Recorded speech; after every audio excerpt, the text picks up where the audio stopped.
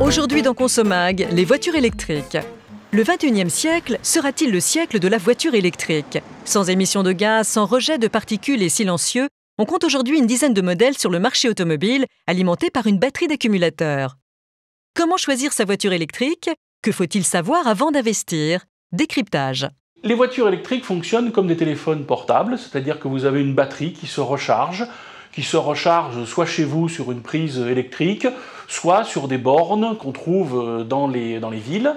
Ça va de plusieurs heures à 30 minutes. On va trouver des recharges un peu partout. Maintenant, la loi française impose à chaque nouvelle construction d'immeuble qu'un appartement avec une place de parking ait sa prise électrique.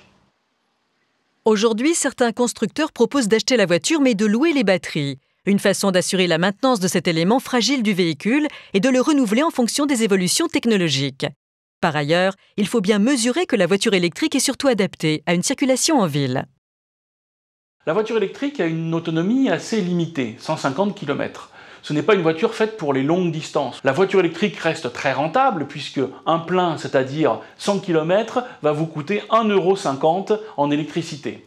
Ces véhicules coûtent beaucoup plus cher, certaines fois 2 fois plus cher qu'un leur équivalent en moteur thermique, mais vous avez une aide d'État de 5 000 €. Plus nous allons en produire, plus nous allons diminuer le coût de ces véhicules, et pour le particulier, le prix va forcément diminuer. N'oubliez pas, les voitures électriques fonctionnent grâce à des batteries rechargeables. La recharge se fait au domicile ou sur des bornes. L'autonomie est d'environ 150 km. Pour revoir l'émission préparée avec l'Institut national de la consommation, rendez-vous sur conso.net.